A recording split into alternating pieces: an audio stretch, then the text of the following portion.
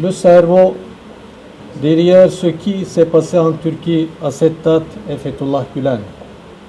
Il est le chef de file d'une organisation clandestine, criminelle et terroriste appelée FETÖ, qui est sans précédent en termes de portée mondiale, d'ambition et de méthode.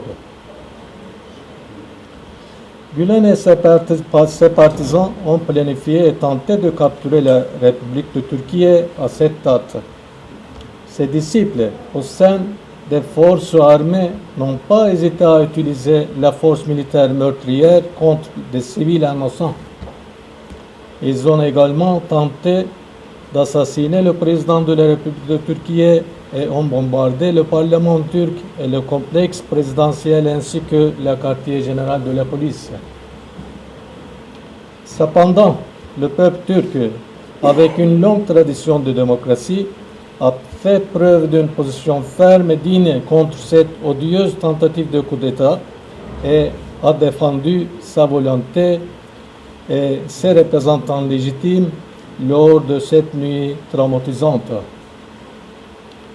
Pourtant, cette victoire s'accompagne d'une perte tragique. Le bilan est de 251 martyrs et des milliers de blessés. Distingués invités, mesdames et messieurs, juger les actes de Fethullah Gülen et de FETÖ uniquement avec ce qui s'est passé le 15 juillet serait une erreur. Les crimes commis dans la nuit du 15 juillet n'étaient que la pointe d'un iceberg. Pour comprendre ce qui s'est passé, il faut comprendre la vraie nature de FETÖ. FETÖ a été créé à la fin des années 1960 en tant que soi-disant mouvement religieux, sous couvert de promouvoir l'éducation et le dialogue interreligieux.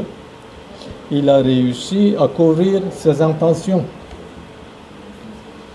Ils ont lancé la campagne pour établir des écoles en Turquie et plus tard dans le monde.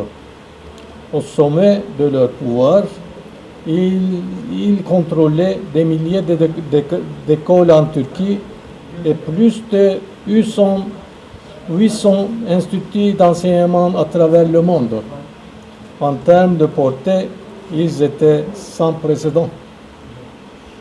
Cependant, il a été compris plus tard que cet effort était la première étape d'une campagne d'infiltration dans les institutions de l'État. À cet égard, les enfants ont été éduqués et soutenus financièrement, endoctrinés et soumis à un lavage de cerveau et transformés en fantassins dévoués du chef FETÖ. Le gouvernement turc, ayant compris ce qui était réellement en place, les actions juridiques nécessaires ont été engagées contre FETÖ. Le 15 juillet a été complété lorsque le gouvernement a découvert et répertorié la plupart des soi-disant soldats qui étaient en réalité des recrues de FETÖ et se préparaient à les licencier.